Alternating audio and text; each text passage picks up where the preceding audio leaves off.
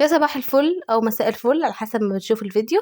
حط لايك للفيديو واعمل سبسكرايب للقناه بالزرار الاحمر تحت الفيديو علشان يوصلك كل جديد. كنت فين بقى يا روبي؟ كنت في مشوار ولسه جايه، وطبعا كنت بشغله غساله وسايباها، يعني قلت لما اجي بقى حاجه انشر. هنا بقى غرفه الاطفال دي، شايله الملايات بتاعتها علشان تتشمس كده، وبفتح الشباك ده وبفتح البلكونه دي، وبتدي كده هوا وشمس، بيبقى حلو قوي. جيت بقى دلوقتي انشر الهدوم دي، عايزه انشرهم. فقلت بقى ايه، الشبشب ده ملكوش دعوه بيه، بلبسه بطلع بيه البلكونه يعني. هنا بقى نشرت الغسيل، كان عندي الملايات والحاجات بتاعه الاوضه، بتاعه اوضه الاطفال، غسلتها. ودي الهدوم بقى هطبقها. دي بقى الهدوم اللي كانت بره، قلت بقى ايه، اخدها اطبقها كده يعني انا على فكره، انا تقريبا انا الوحيده اللي في مصر كله اللي بغسل 3 5 7 مرات في اليوم. انا بغسل كتير جدا جدا جدا، مع اننا احنا فردين بس، يعني انا وجوزي بس بنستهلك كميه هدوم رهيبه، ان الحاجه بنلبسها ما بنلبسهاش تاني، يعني خلاص بنقلعها خلاص. هنا جيت بقى افرش ملاية السرير. فرشت بقى واحده هي جديده، دي ملاية بحبها قوي، هتشوفوها دلوقتي شكلها حلو جدا جدا جدا، بتدي طاقة إيجابية.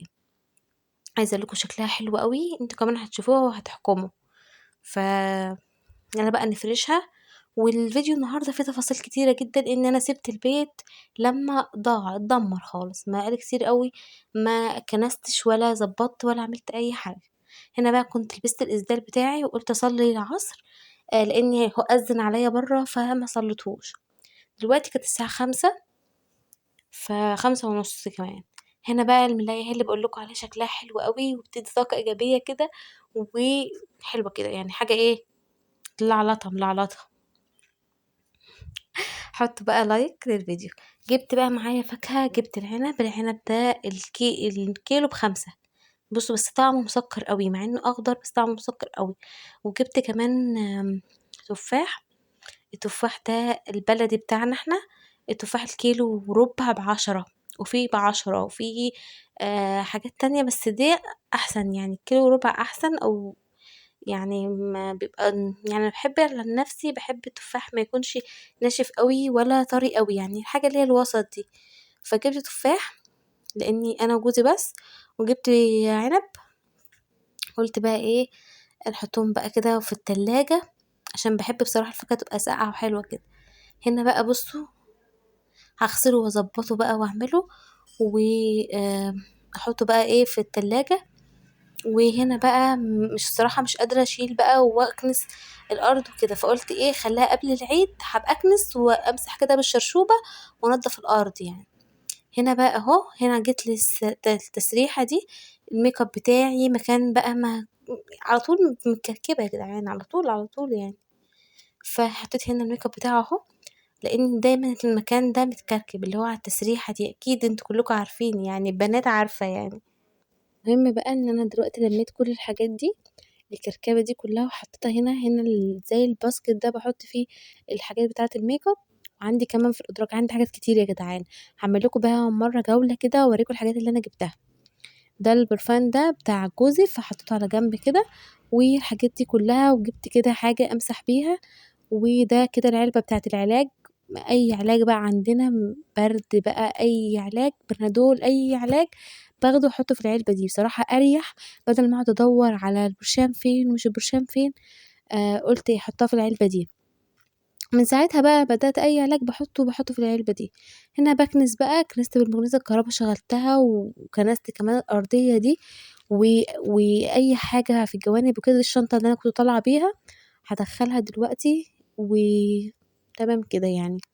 اتفرجوا بقى على الجولة في الشنط بتاعتي، هتعجبكم جدا، هسيب لكم الرابط، اتفرجوا على الجولة في الشنط هتعجبكم جدا. هنا بقى طلعت على الريسبشن احنا بنفتحوه دايما سرير، مش بنفتحوه اللي هو مش العادي، لا دايما سرير، لان بقى ايه، بتاخدي راحتك بقى اكتر وبتقعدي، وغير ان انت بتبقى مرتاحة فرد ظهرك او قاعدة او كده، فدايما بنسيبوه كده يعني، فسيبته كده بصراحة. ده السجاد بقى اهي، هجيب المكنسة وهبدأ ان انا اكنس ايه، الركنة، عشان حاسة ان فيها زي تراب صغنون كده، لان انتوا عارفين ان انا على الشارع بره، على الشارع الرئيسي، فدايما بيبقى فيه تراب صغنن أوي ناعم كده، بيجي حتى لو فتحت الشباك حتى ثانية بتتطرب. فدايما بفتح الشباك اللي هو السلك ده، بس برضو بيدخل منه يعني. خلاص كده ايه، هي ما فيهاش حاجات قوي يعني، زي ما انتوا شايفين كده وخلاص. وكنست وظبطت وما عادش في اي حاجه، وشغلت الصاعق علشان اي بقى ذبابه اي حشرات كده معديه تخلص عليها. والشباك تمام، وهنا التابلوهات تمام برضو عملتها، لان التابلو ده كان بيقع عملته، وكل حاجه كده بقت تمام التمام. ايه بقى هتعملي ايه تاني؟ بقول لكم الشقه يا جماعه مدمره يا جدعان، بقالي كتير قوي ما عملتهاش، مش كتير قوي يعني، بس ايه، بس انا بحب برتاح نفسيا لما تكون الحاجات متروقه، حاجات هاديه رايقه. وانتوا كمان حاولوا ان انتوا دايما تروقوا يعني الحاجات، آم، تروقوها وتظبطوا الدنيا، وبتخلوا كده مملكتكم، تخلي الشقه بتاعتكم دي المملكه بتاعتكم، المملكة اللي انتوا دايما تحبوا تقعدوا فيها، تحبوا جوزك يجي يلاقي الشقة رايقة ما فيهاش تراب ما فيهاش حاجة. بصراحة انا تعبت يعني، مكنسة الكهرباء كمان وتعبت منها. فتمام. عايزة اقول حاجة كمان، انا بقالي كتير قوي ما نزلتش فيديوهات، هتعرفوا السبب بعدين. لكن عايزة كل الناس تدعيلي، وتدعيلي دعوة حلوة كده، احنا داخلين على أيام مفترجة، أيام عرفة، وأيام العشر أواخر من ذو الحجة، وكمان آم، العيد، العيد الكبير. فادعوا لي دعوة لعلها تستجاب منكم. هنا بقى المطبخ، والحتة اللي قدام المطبخ دي انا حاطة فيها التلاجة والدفريزر والغسالة، يعني دي تكملة للمطبخ. بدل ما هعمل مطبخ كبير، لا خليت الأجهزة الكهربائية برا، علشان التهوية وما تكونش مكتومة وكده، والدرسوار كمان. وهنا حاطة الغسالة، انا بغسل، بصوا ما تعدوش يعني، في نص الفيديو غسيل، في اول الفيديو غسيل، ما تشغلوش بالكم. ده العيش بقى هنزله لحماتي تحت عشان الطير. والمواعين دي برضو اللي في الحوض مش كتير، وهنا دي مواعين كانت عايزة تتصفى، غسلتهم يعني وكانوا بيتصفوا، فهحطهم مكانهم بقى، هرصهم مكانهم.